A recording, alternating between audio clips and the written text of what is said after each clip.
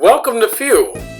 Fuel stands for Finance, Unity, Empowerment, Legacy. Join us today as Mac, Dennis, and Dr. Jackie start part one of their conversation on what does it mean to be financially free. Enjoy.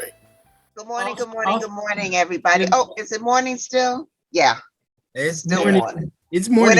Whenever you all happen to see this airing, it is still a good morning. How about that? Hey, we might as well let them in on the secret. We actually record these things on Friday mornings on the East Coast, 11 a.m. So no matter when you actually get the content, we connect every week as often as possible to make this wonderful experience of Fuel happen. And we actually talk about things that happen to be going on in our life and our friends' lives and all about money. And sometimes we're going to invite others to come along, join in, chat with us. So you'll get a variety of perspectives to looking at whatever might be in your mind and heart. So I'm Dr. Jackie. Good to see you. All right.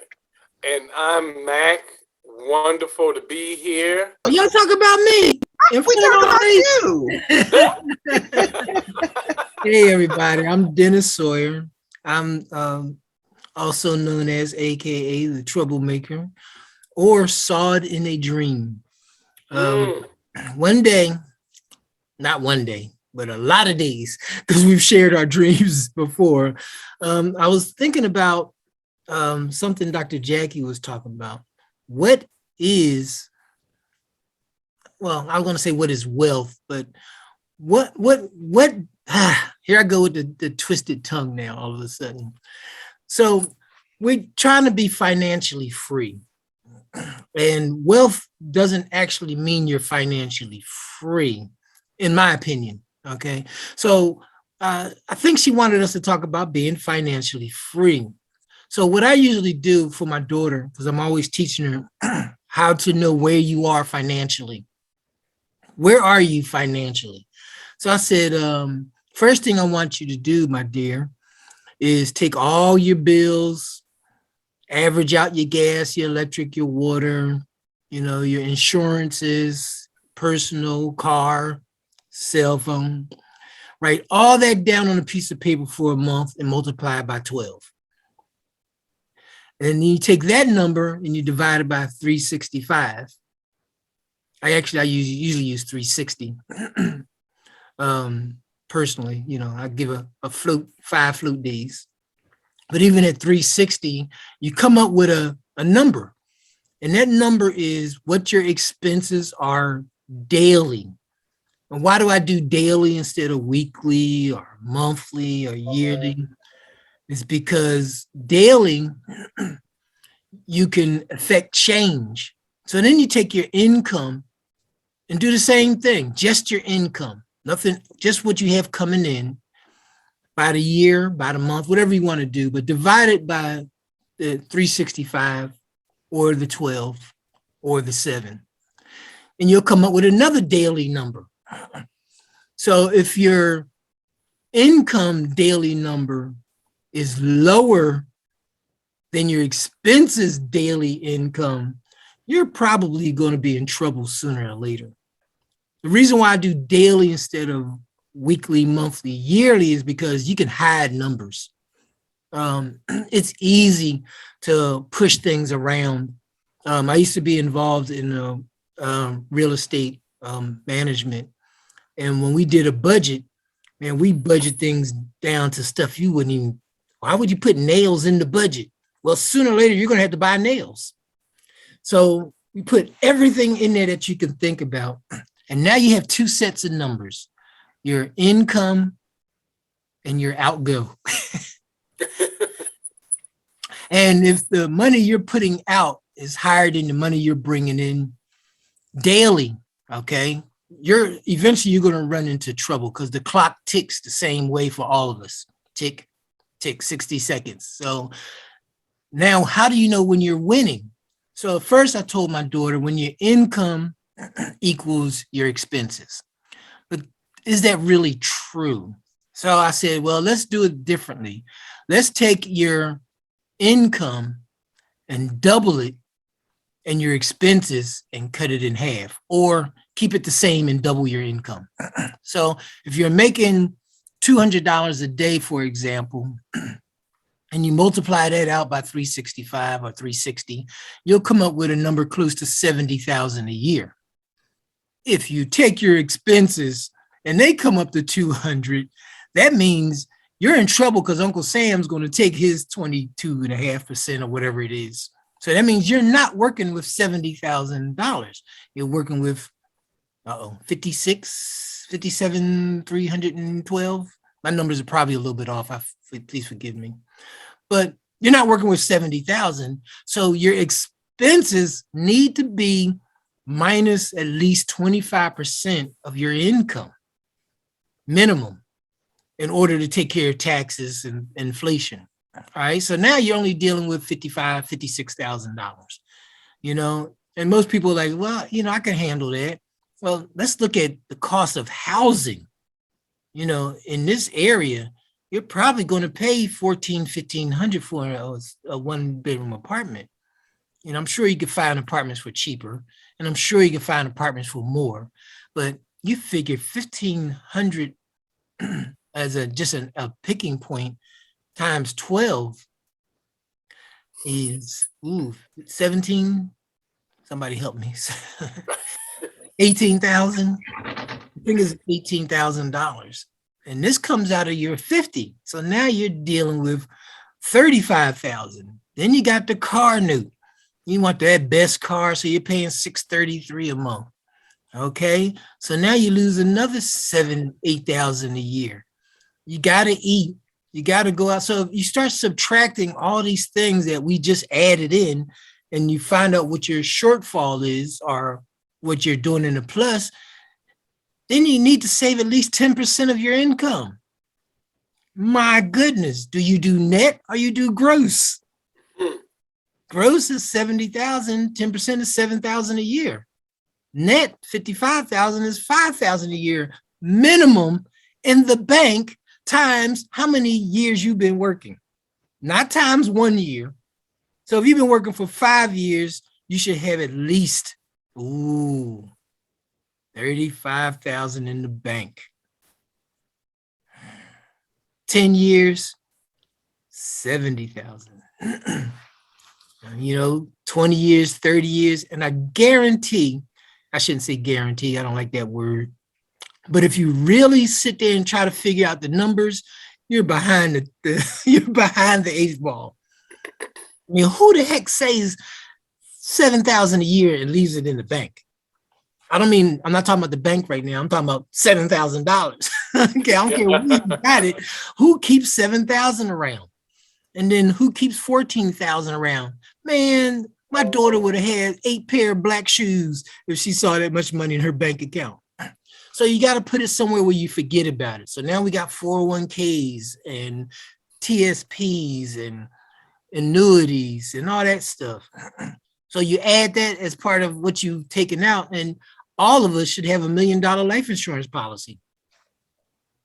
Why not? We're supposed to be saving at least 70,000 a year. And that's only if you're making 70,000 a year.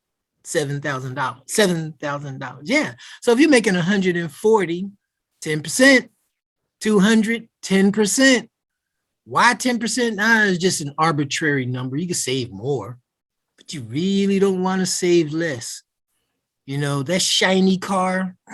Yeah, we love shiny cars, but is paying $900 a month on a car, a depreciating asset, the smartest thing you could possibly do? So the reason why I'm having this conversation is because I'm trying to help people figure out what financially free really means.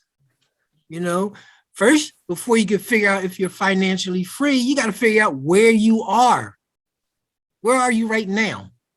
You got a job paying you $90,000 a year and you could buy anything you want. What if that job stopped tomorrow?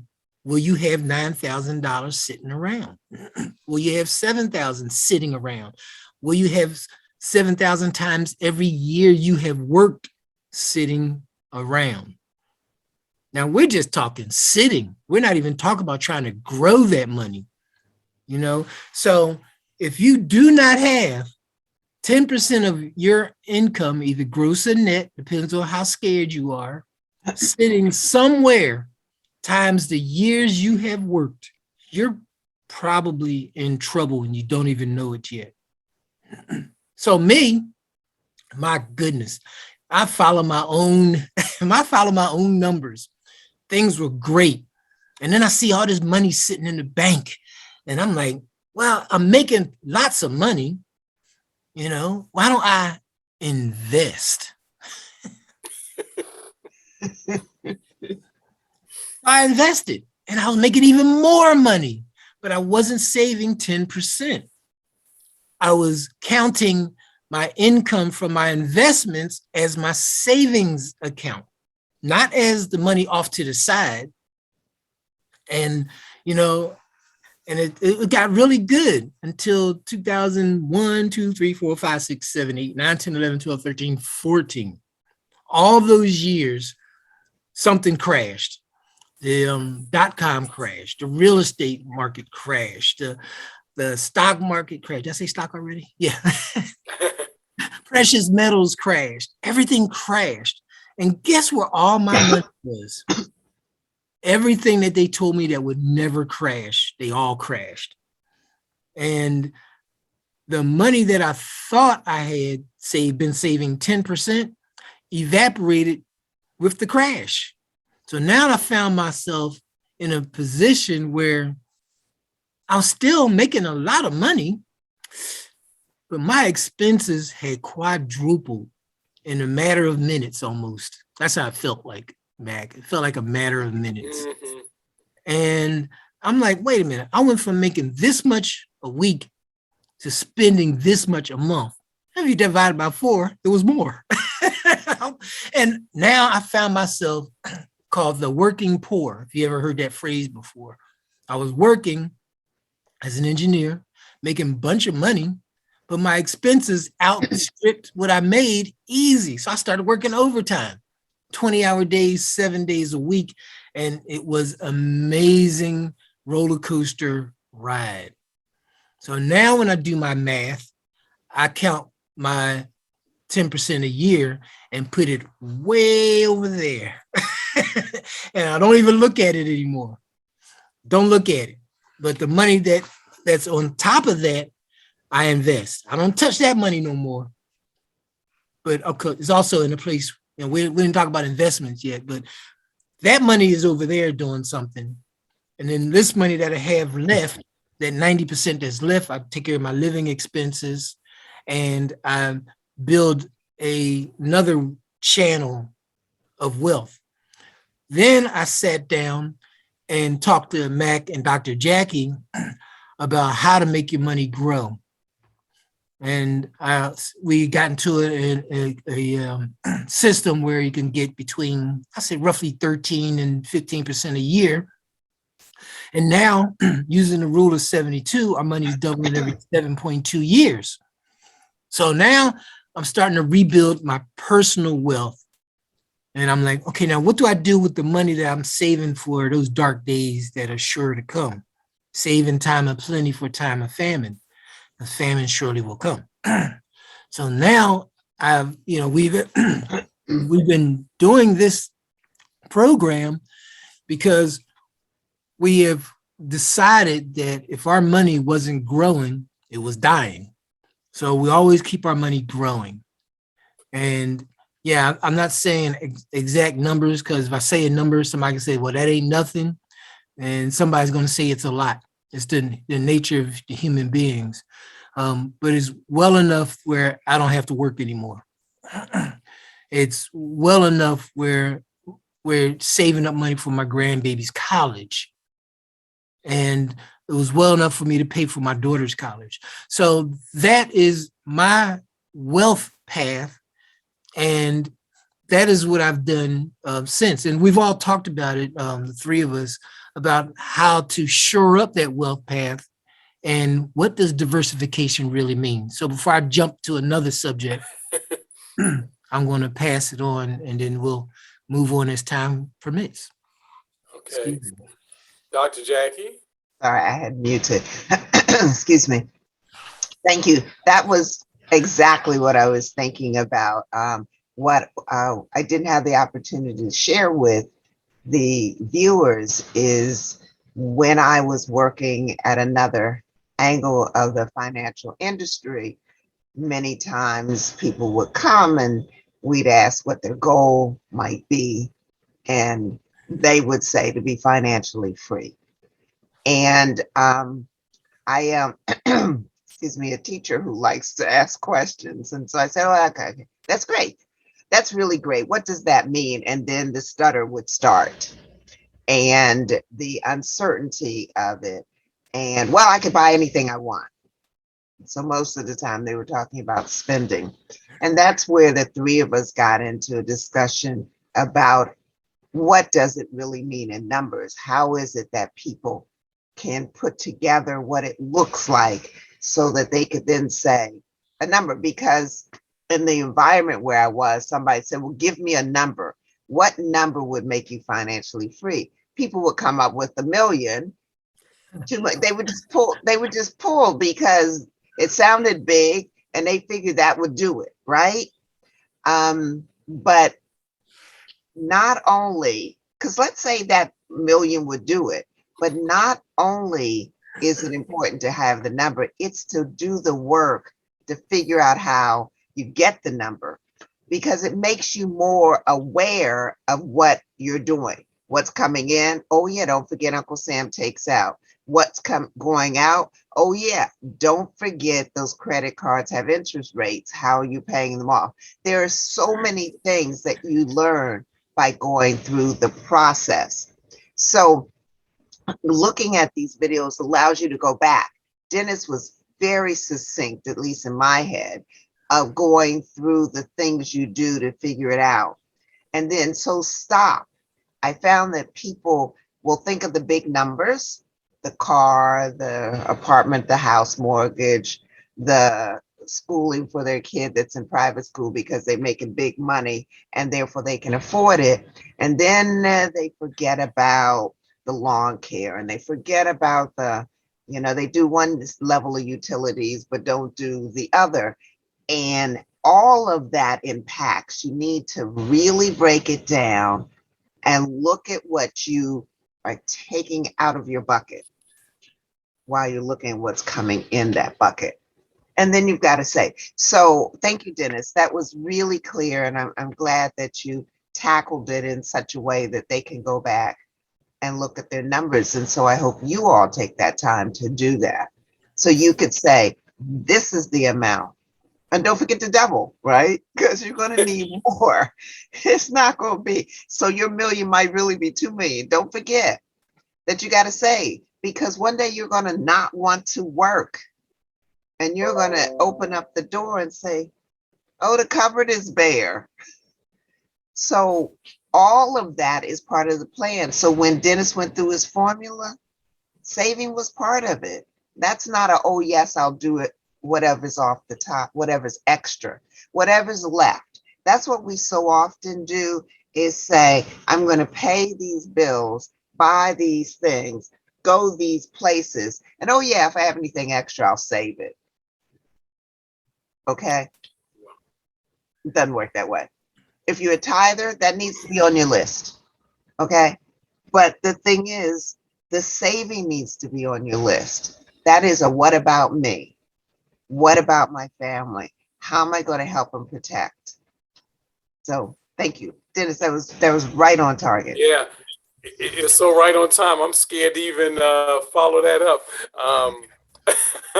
But I love what Dennis was talking about in just kind of knowing that daily number. And that's pretty much the approach that I decided to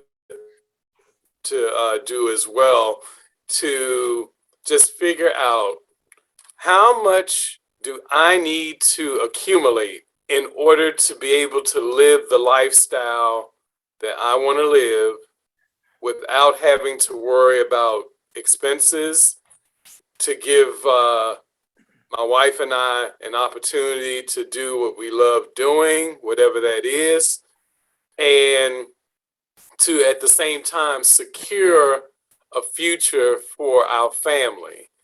And I figured that number out, In fact, I kind of padded it up a little bit just in case of famine, times of famine, to make sure that even if things like that we don't talk about, as far as stock market crashes, uh, certain things that we might use for investment purposes plummeting and things of that nature, health and, declining health and the expense that comes with that. There's so many miscellaneous things that I don't think people project for, that go beyond just taxes, that we need to think about, especially at the point of life that the three of us are at and that a lot of our audience are at, where things come up now. The body is different now. And so we had to take those things into consideration. I mean, one of the hugest debts that I have is just for medical coverage. Being out here in a freelance world, I don't have a job that's, covering a lot of that expense. So, here we are. And so I figured out what my number was, and I realized that at a certain point, I wasn't at that number yet. So to your point, Dr. Jackie, it became an issue. How do I get to this number? And that's what I want our audience to consider. If you're still doing the same thing day after day, expecting to get a different result, it's not going to happen. And so you're going to have to do something in order to change that situation to get to the place that you are. And so, again, I'll say it a little more simply, I think. I figured out, like Dennis said, I wrote down everything, all the expenses, Then I wrote down the wants, because I have wants, things I want, just want. I don't need them, I want them. And I put that all together and did what he did, basically, is I did a monthly. What does that mean per month? Then what does that mean per day? I didn't give myself that $5 cheat. I did $365. And so on that on the $365, it gave me a number. And I'm going to be at that place to have hit that number without having to do anything else as far as exerting any kind of energy in order to make my number. So anything else that happens over and above that number is gravy. And, I'm so happy to say that as of this broadcast, I have actually a healthy emergency fund that really could act as an emergency fund that can give me close to a year's worth of survival money if I had to have it. And even that's growing. And then, I've diversified into areas that involve, cryptocurrency, some real estate, some mutual funds, some annuities. It's kind of all over the place as far as that's concerned. But in a way that I can manage it. And the first thing that I do in the morning is to wake up and to analyze everything, where we at. Thank you for joining us today for part one of our conversation on what does it mean to be financially free. Remember to subscribe to our YouTube channel at Fueling Future Generations and reach out to us by email at fuelingfuturegenerations2020@gmail.com. Have a great day.